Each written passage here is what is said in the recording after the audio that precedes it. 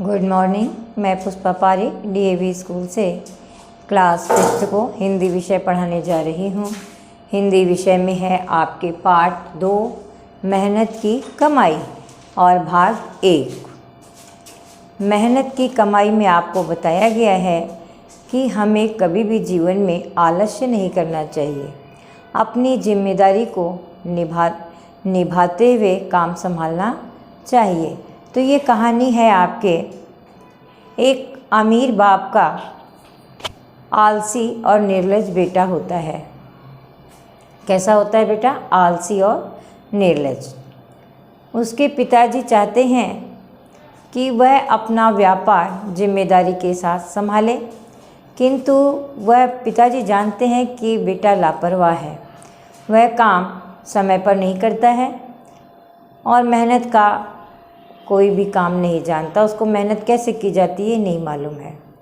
तो वह उसे 1 रुपया कमाने के लिए कहता है।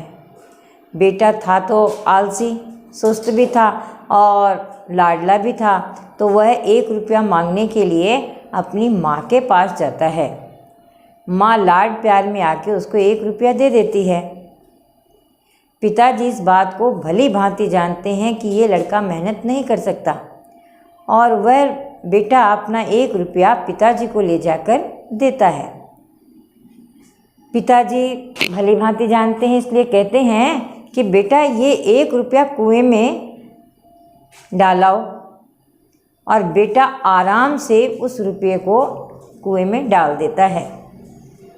पिताजी समझ गए कुएं में जिसने आसानी से 1 रुपया डाल दिया उसे मेहनत की कमाई का कोई एहसास नहीं है। वह दूसरे दिन फिर से उसको कहते हैं 1 रुपया कमा के लाओगे तभी रोटी खाने को मिलेगी। फिर से बेटा रोते रोते अब की बार माँ के पास न जाकर बहन के पास जाता है और बहन भी उसको 1 रुपया दे देती है और पिताजी को ले जाकर 1 रुपया दे देता है। पिताजी फिर से जान जाते हैं कि इतनी आसानी से कमा कर नहीं लाया होगा और तुरंत इसने मुझे 1 रुपया दे दिया। तो उसके पिताजी कहते हैं जाओ कुएं में डालाओ, और वह आसानी से उसको कुएं में डाल देता है, क्योंकि मेहनत से तो कमाया हुआ है नहीं। मेहनत से जो पैसे कमाए जाते हैं या मेहनत से जो हम पढ़ते हैं, हम उसको जल्दी से कुएं में नहीं डालते। हमें अगर नंबर कोई ऐसे ही दे दे और कह दे कि जाओ ये नंबर ऐसे ही हैं, तो हम कहते हैं हाँ ठीक है कोई बात नहीं, और नंबर दे दीजिए, कम दे दीजिए। किंतु जो बच्चे मेहनत से पढ़ते हैं उनके अगर नंबर कम आ जाते हैं तो उनमें गुस्सा भी होता है और उनको रोना भी आता है। उसी तरह वो बच्चा मेहनत से तो कमा के लाया नहीं था बालक, और वो 1 रुपया भी कुएं में डाल दिया। आपकी बार उसके पिताजी ने समझदारी से काम लिया और अपनी पत्नी को और बेटी को, पत्नी को तो पीहर भेज दिया और बेटी को ससुराल भेज दिया। और अब बेटे से कहा कि जाओ कुछ कमा कर लाओ, नहीं तो तुमको खाना नहीं मिलेगा। अब बेटे ने देखा अब तो कोई देने वाला है नहीं। शाम तक तो रोता रहा, उदास बैठा रहा। फिर आखिर मरता क्या न करता, एक दिन क्या शाम को वो कमाने के लिए चल पड़ा। कहीं कमाई नहीं मिली, किंतु उसने देखा कि एक जो सेठ है वो उसको अपने घर जाने के लिए एक कुल्ली की ज़रूरत है। उसने उस सेठ का बक्सा लिया। अमीर बाप के बेटे ने उस व्यापारी से बैग लिया और उसको ढोकर उसके घर तक पहुंचाया। उसने कभी मेहनत नहीं की थी और उस दिन उसने मेहनत की, संदूक को घर तक पहुंचाया तो उसके हाथ पांव गर्दन में दर्द होने लग गया। और उसको उस सेठ ने क्या दिया? 54 रुपये तो दूर की बात थी, कितने पैसे दिए पूरे दिन के? 54 दी।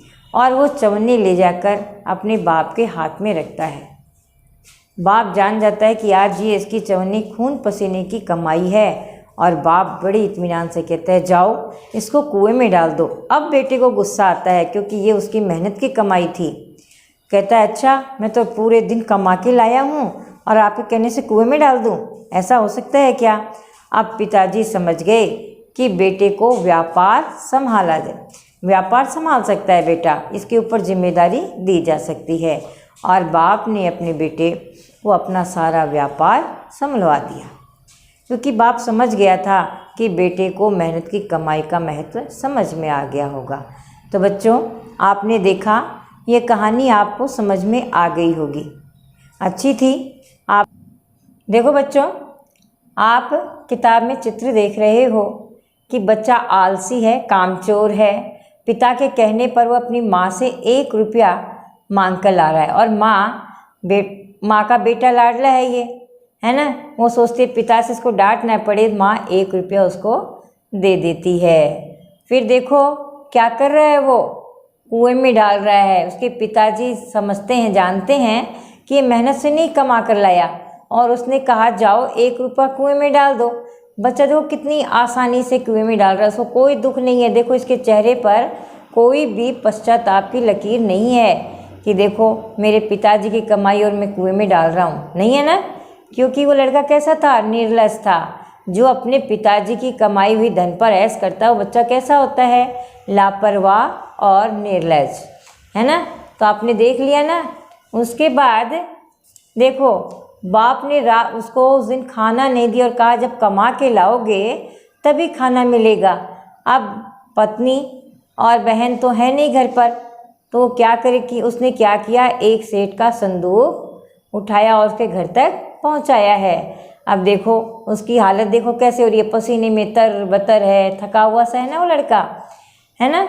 इसके गर्दन और पीठ में भयंकर दर्द हो रहा है। उसके पाँव कांप रहे थे वजन से, क्योंकि कभी तो उसने काम किया नहीं है और उसने आज मेहनत की है तो वह थक गया। उसके हाथ पाँव कांप रहे हैं, गर्दन और पीठ में देखो दर्द हो रहा है। उसका चेहरा कैसा लग रहा है ना, एकदम थका थका सा। तो आपको इस कहानी से क्या संदेश मिलता है? हमें इस कहानी से संदेश मिलता है कि हमें इस लड़के की तरह आलसी और निर्लज नहीं होना चाहिए। हमें हर काम बड़ी मेहनत से और सजगता से करना चाहिए और अपने काम की जिम्मेदारी समझनी चाहिए। जो व्यक्ति जिम्मेदार होता है वह हर काम के प्रति सजग होता है और अपना काम बड़ी होशियारी से, तल्लीनता से और अच्छे ढंग से करता है। तो बच्चों, आपको समझ में आ गया होगा कहानी के माध्यम से कि हमें मेहनत की कमाई करनी चाहिए। बच्चों, कहानी देख ली होगी। अब मैं आपको इस कहानी के कठिन शब्दार्थ कराने जा रही हूँ। देखो, कठिन शब्दार्थ। शब्दार्थ में जब भी लिखवाती हूँ आपको बताती हूँ कि शब्दार्थ का अर्थ होता है शब्द और अर्थ। पहले एक तरफ शब्द लिखे जाते हैं और फिर उनका अर्थ लिखा जाता है। तो आप लिखो एक तरफ शब्द और एक तरफ लिखो अर्थ। जब हम कोई कहानी या पढ़ते हैं तो उसमें कई कठिन शब्द आते हैं जिनके अर्थ हमें मालूम नहीं होते, जिससे कहानी हमें समझ में नहीं आती है। इसलिए आपको कठिन अर्थ लिखवाए जाते हैं।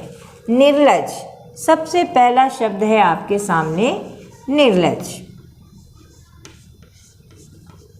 निर्लज माने होता है जिसे शर्म नहीं महसूस होती है।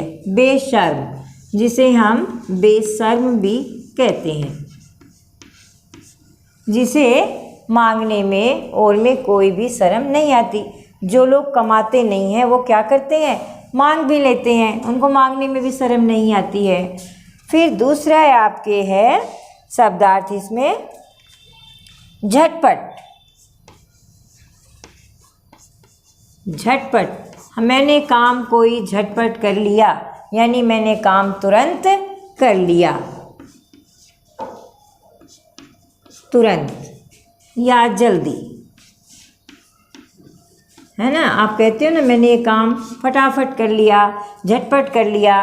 तो ये आपके शब्दार्थ हैं। इसके बाद है आपके लापरवाह।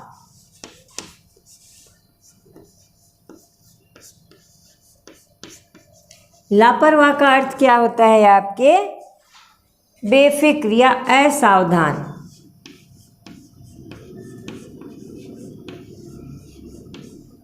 बिना जिम्मेदारी के, है ना, गैर जिम्मेदार भी कह सकते हो। इन ऐसे बच्चों को कोई भी जिम्मेदारी नहीं महसूस होती है, लापरवाह होते हैं। ऐसे बच्चे क्या होते हैं, लापरवाह होते हैं।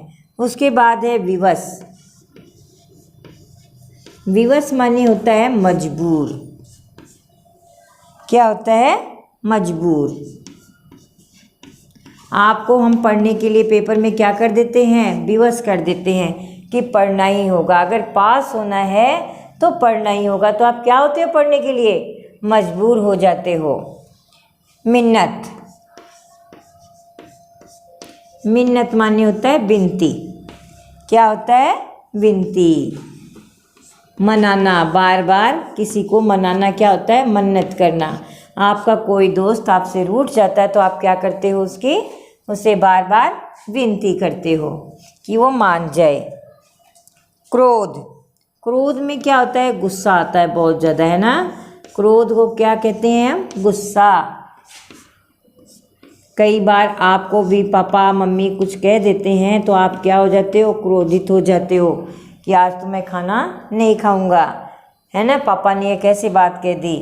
तो वो क्रोध, उसका अर्थ होता है गुस्सा होना।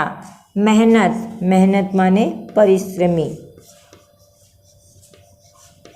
मेहनत माने क्या होता है? परिश्रमी।